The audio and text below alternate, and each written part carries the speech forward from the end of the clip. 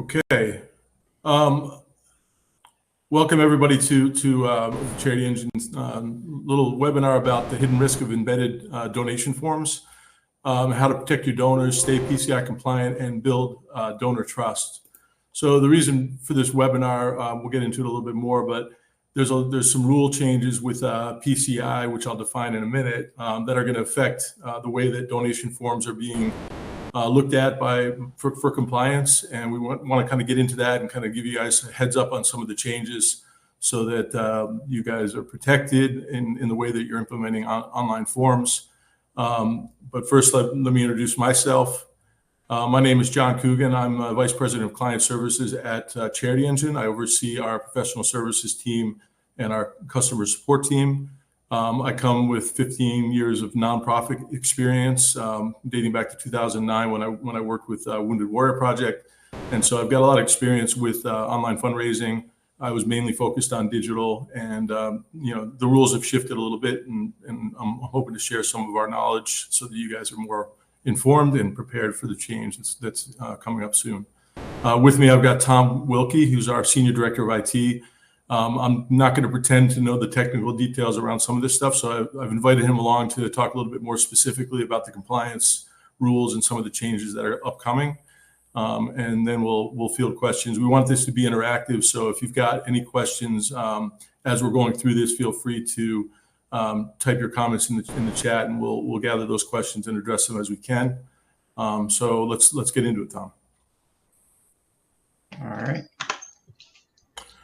Okay, so why are we here today? So there's three main reasons. You're seeing over the years, since 2009 when I started in nonprofit, an increasing role of online donations in the portfolio of fundraising for nonprofits across the country and the world. Now in the United States of America, 63% of Americans prefer to give using a credit or debit card. And that includes even things like Google Wallet and Apple Pay, PayPal, things like that. So a lot more people are turning to online, and a lot less people are giving through the mail or writing a check or calling it in. So it is important that you're paying attention to the rules surrounding compliance and security of online forms. There is an increased risk for nonprofits. Last year alone, there was a record number of compromises of data, which has really pushed us as a CRM and form provider to step up our controls, obviously our PCI compliance. Other providers have done the same thing, and you'd be rest assured if there's native forms on platforms like ours, these forms are going to be PCI compliant and kept up to the standards. And then the potential risk of a data breach, financial risk, legal risk, reputation, and trust. Obviously trust is probably the most important for everybody on the call here. As you're building your client relationship, they want to trust that their money is being processed properly and it's going into the right hands, and ultimately it's affecting the correct programs that they're trying to support. So, security of these forms is the first step in ensuring that you've built that trust with your donor base and prospective donors, so that they're going to give you money so you can help drive your programs. So the big question here, we'll get into a little bit more, is should nonprofits avoid embedded forms? So, if you go to the next slide, I'll go to the fourth bullet. Typically nonprofits are going to employ forms in a couple of different ways. They're either going to embed forms within their main website by way of a widget, by way of iframe, or in some cases they may build their own form and then use an API to process the donation in a different way. Or they're going to redirect to a form that's hosted by an organization like CharityEngine, where we're going to be compliant. We're going to have all the controls in place for the payment processing. More and more, we're seeing charities that are kind of going towards the embedded approach, to keep forms native to their actual website, and they don't want that extra click in some cases to redirect a donor to another page to then enter their information. So it's something that a lot of people are using. It's normal. It's recommended in a lot of cases. There's definitely nothing wrong with that. But the payment card industry, PCI stands for payment card industry. It's a data security standard that we adhere to because we're a payment processor. Other organizations also adhere to because they're payment processors. They've kind of changed the rules a little bit. they have these security guidelines that are designed to protect the cardholder data and prevent fraud, because there are a lot more fraudulent attacks. And it does apply to any organization that's processing credit card payments, whether a nonprofit or for-profit organization. Hey, John, we had a question real quick. Kevin Johnson answered it, and it's do embedded forms include your donation widget, which is the CharityEngine donation widget? They do. So the good news with our embedded forms, it's natively processed, but you still have to think about the content, and we'll get into a little bit more of what that means. The content that's surrounding the embeddable widget, the button in our case that pops up the form, it does apply to this. So we do want to talk about that a little bit more. So why are the PCI rules changing? Essentially, PCI, they gather feedback every 3 to 4 years. They look at the security risks around credit card processing, and they make sure that they're going to expand their requirements to cover that risk and ensure everybody is safe with their credit cards and processing payments online. The current version that's coming out, which is going to apply to those sites that are hosting embedded forms in some way, is effective March 31st. So today is March 26th. Obviously, it's pretty important that if you've got that kind of a setup in your environment, that you take notes here and implement some of the recommended changes to ensure that you're compliant. And there are going to be certain things that you'll have to do as an organization that we're used to doing as a provider, but as it extends to the nonprofits, there's some new responsibilities which Tom will get into that you're going to have to follow to make sure you're compliant with PCI. And it's addressing emergent threats, and we talked about that a little bit more. We did see a lot last year in terms of activity across nonprofit space of bad players coming in and trying to leverage forms and steal credit card data and things like that. So it's very important that you take this seriously and understand your role in PCI compliance for your organization. All right, and with that, we can hop into the weeds a little bit here. So there's two typical or common online donation forms that nonprofits use. And so the first one is the redirected or hosted donation form, hosted being that it's hosted by your payment processor or your partner, your CRM partner that you're using. And so some of the biggest things that come with this, pros versus cons here, is that the PCI compliance, when it's redirected, it's usually redirected to your payment processor, and that PCI compliance is on your payment processor. So you have no risk or nothing associated with the security or the PCI aspect of this form once it's redirected. You can send it to a secure website. The branding that's on it helps you build trust with your donors and your client base. Usually it's fast checkouts with filled in payments where you can redirect it and say, hey, have a bunch of this information already pre-populated or pre-filled. There's higher approval rates at times where donation failures, or as you can see, the transaction approval rates go through. So there's less donation failures and there's more positive transactions going through the system. Some cons for this could be potential donor drop-off, meaning like once the donor leaves your web page and they get redirected, maybe they don't donate. There's less control over the user experience, but you can design a form or work with your partner to make sure this form fills everything you need for it. And then it requires a little bit of integration with your website. And so the second type of donation form is the embedded donation form. And so just like our widget, this would pop up. It would have your brand, it would have the branding on it. It would have a little quick blurb on it. It keeps the donor on your web page in your environment. Kind of in your ecosystem to make sure that they can fill out their donation, and it does help reduce drop-off rates. So some of the pros for this is that it's just faster checkouts. Again, keeps the conversion rates high. It could be easy to implement. Some of the cons to this, though, is, as we're talking about this today, is that the PCI compliance portion of the world, the burden to manage this kind of page and manage the website that encompasses the embedded forms kind of relies, it falls on the nonprofits that are managing this page. So from a technical standpoint, this embedded form, when it pops up, that is the responsibility of the nonprofit, but the surrounding website that hosts this embedded form is the responsibility of the, sorry, I think I got that wrong. But the surrounding website is the responsibility of the nonprofit. The embedded form is the responsibility of your payment processor or your partner in this. So, sorry, let's move on real quick. All right, so how do embedded forms work? Donors go on there, they'll click on the button that says, hey, donate now. It'll pop up, they'll enter their information. When they hit submit, that usually goes to, that'll go through your website and that'll be relayed to your payment processor or the payment gateway that you use to process that data. And then that data is sent to the credit card network for approval.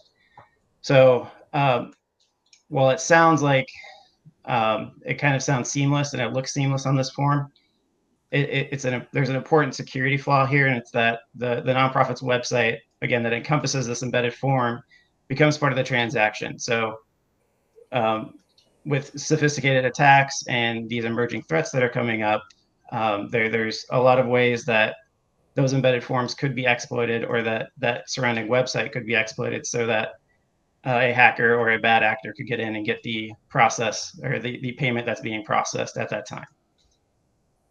So if we go here,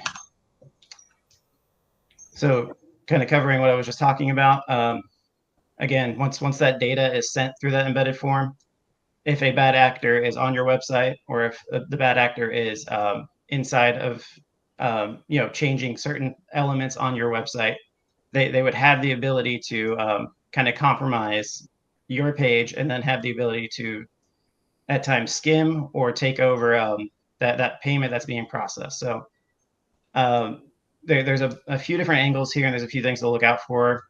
Again, I was saying sophisticated. The attackers can start using a lot of JavaScript, any kind of marketing or analytics script that you have running on your website.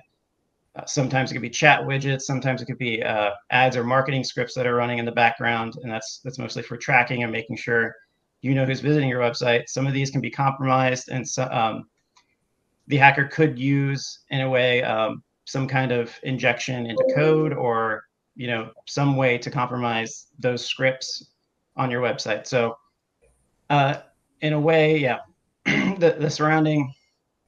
Sorry, so with a embedded widget, again, your website, the security risk is increased, and there is almost like a shared responsibility in a way to make sure that the embedded forms are protected, very much so related to how your website encompasses that. So,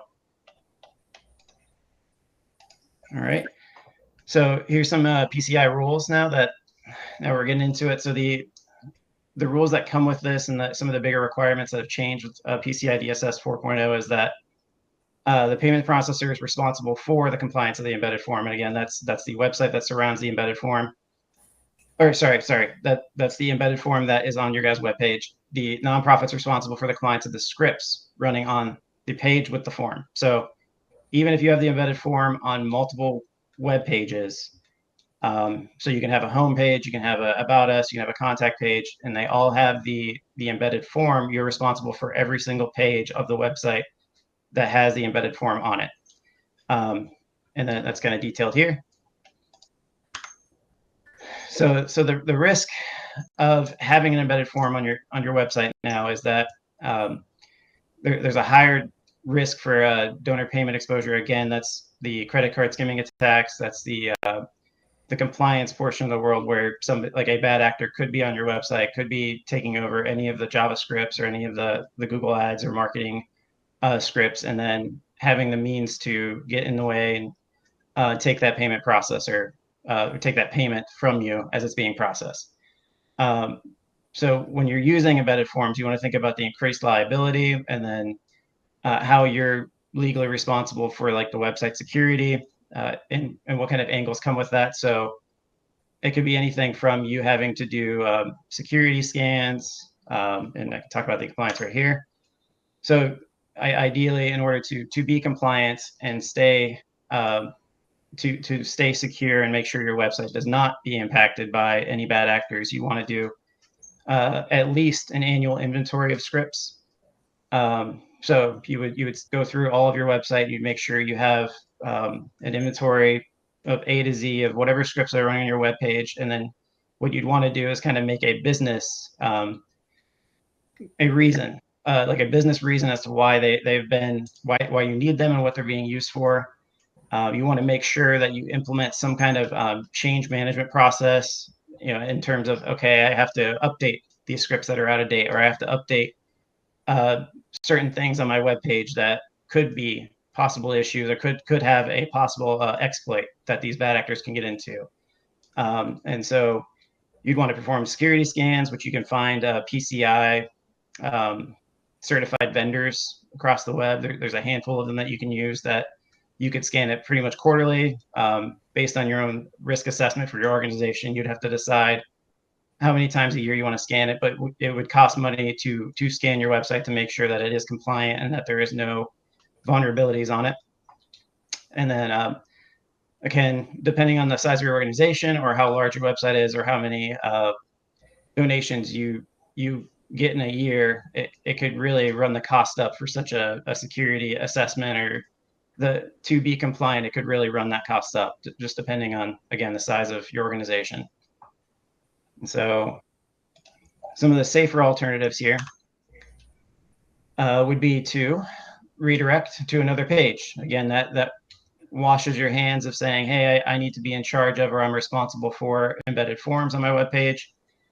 I'm going to redirect this completely to a PCI compliant vendor that I know and trust, or a PCI compliant payment processor or payment gateway.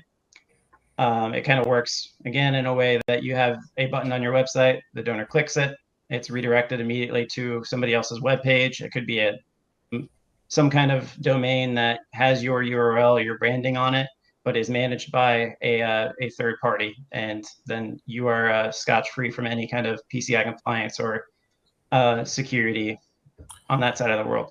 I did want to mention one thing, because there was a question. Julie answered Nicola's question about statistics related to redirects versus embeddable and donor drop-off rate. It is true that there's about a 5 to 8% drop-off rate associated with someone having to click to another secure payment area. But that can be offset in a lot of ways by good branding, by setting up a subdomain with your company's or your organization's name, and it's making sure it's a seamless transition, and that donor feels very comfortable that they're still within the infrastructure of the nonprofit. Some of that drop off could be related to trust if you go to a page that has a different URL or doesn't look and feel the same as a website. So there are ways to offset that 5 to 8%, and obviously you can talk to your provider, your form provider, about that, and different ways that you can build that trust and keep that trust even when they're being redirected into another environment. Yep, good point. All right, and then the benefits of a hosted donation page, kind of touched on a lot of this. Again, the PCI compliance portion of the world is not the nonprofit's responsibility. That goes to the third-party payment processor or payment gateway. The donor data does not touch the nonprofit servers, which again means that you have to worry a lot less about your PCI security and compliance. At times, fraud is, as John had just mentioned, when you are redirected, you would hope that the brand and the encryption and all the fun stuff and the fraud prevention is in place for that page, and that's where you could point them to that page and say, hey, this is a trusted page that we use our trusted vendor for this, and then there's higher transaction success rates on it. And so if we go through what you want to do after deciding if you want to do a hosted donation page or embedded form, is just make sure you choose the right PCI compliant or certified payment processor or payment gateway. Normally, you'd want to make sure they have fraud protection in place. Again, that's to limit the amount of irregular or bad actors trying to get into the platform. And then you make sure that they offer secure and customizable hosted donation pages. So, yep, it's just a way, again, to make sure your organization's secure and it's compliant, and that you're performing your best practices. Sure everything's secure. All right. So we had a couple of questions come up. Sorry. Go for it. From Meg. Yeah. Just to reinforce, if you do redirect to a hosted form, you are not required to undergo the scan with the new rules. So it's completely on the provider at that point, and you can trust that they're PCI compliant, that you're good to go. And then Jane had a question that I think, Tom, you'll need to answer. Who issued and then enforces compliance of PCI DSS 4.0? Who issues it is the So PCI DSS is from all the major credit card companies that kind of formed an alliance to make sure that, I guess transactions and credit cards and that data that's being processed by payment processors is protected. So it's like an industry best practice to follow PCI standards if you are ingesting or holding onto credit card data. And so as with the rise of AI and all these emerging threats that are coming out in the world, they want to make sure that e-commerce is a protected and secure place in order for you to place orders and use your money and do whatever you want with it. I'm not sure if that answers it. I think that does. And then finally, Kevin's question is our recommendation for CharityEngine clients on hosted frameworks like WordPress or Squarespace to move to creating forms using CharityEngine and then tie the campaigns to open a new window. That's, it's our recommendation if you don't want to go through the whole compliance game and have to kind of protect your site and make sure it's compliant. As far as processing donations, we don't necessarily make a recommendation either way. It's really about, if you don't have the capacity to maintain your compliance, if you've got forms within your own environment, you may want to consider that redirect and using branding and subdomains to get the look and feel like your main website. All right. So yeah, I think that kind of falls into this question. So should nonprofits avoid embedded forms? No, we don't think so. Not necessarily. A lot of our clients do use the embedded forms, as I'd mentioned the CE widget earlier. You just have to understand the risk and accept responsibility, again, towards the PCI changes depending on how you manage the data coming in. And we kind of got over the details of the bad actors if you do get breached or if your website gets exploited and then some of the payments being processed get out there and you lose money, you lose reputation. There could be legal repercussions. There could be issues with PCI coming back to fine you, depending on, again, how you store the data and manage the data. So if you want to avoid the risk altogether, we highly recommend choosing a payment processor or a partner in this that would redirect or to a hosted form or to a redirected page with your branding on it. And so, again, kind of just going over it again. Yeah, if you accept it, some of the bigger parts to ring home here is that you would need to keep some kind of inventory or documentation of the scripts that are on your website, and you kind of want to do that at least once a year, if not more. You want to establish some way to deploy new scripts or update scripts that are on your webpage just to make sure that they are secure and up to date. You want to run regular website scans, which again could run from a few $1,000s to tens of thousands, depending on how large your website is. And then you just want to plan that you have additional cash around just to help pay for the overhead for staying PCI compliant. And here are some next steps for nonprofits. Again, as John had mentioned before, the big switch. These were previously considered best practices, but are now required come 3/31. So what you want to do is make sure you go back to your website that's hosting any kind of donation form or embedded form and audit it, give it a little look over, make sure that there's no scripts on it that are older or aged, do an inventory of all the scripts, make sure you get an idea of what's running on your webpage, and make sure it's, again, secure or compliant. And you can consult with your payment processor, your partner in this, and make sure that they are PCI compliant. And then if you have any questions, I would hope you would ask them and they could assist you with it. And if you are a nonprofit that does not store donor data, what you want to do is like a kind of a best practice is to make sure you do a self-assessment questionnaire.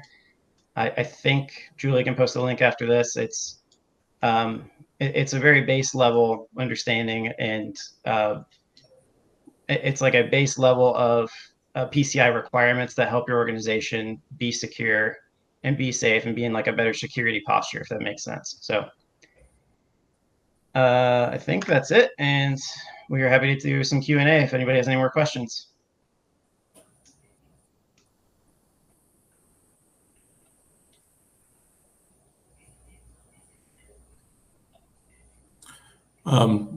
Julie just posted that document, so if you want to take a look at the chat there, that should give you more information on the SAQ-A. All right, no questions. This was an easy one. I expected a lot of questions here, but if you can't think of a question now, but you come up with something later, obviously feel free to reach out to us. We'd be happy to address. This is something that Tom and his team for CharityEngine go through year after year, and are experts in this area, so they could certainly address any questions or concerns that you have. All right, we got a few coming in. Okay, so here they come. Okay, so first question, if our processor is PCI compliant, we do not store data, would we still need to audit our embed form page? Yeah, it's probably best practice to make sure that you do an SAQ-A. That would help you.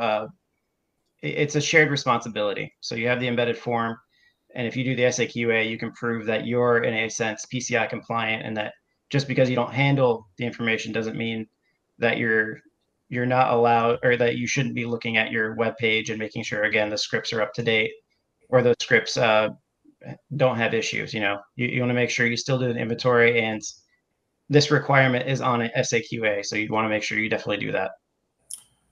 Okay, and then another question from Meg. Security Metrics is saying that the redirects require a scan.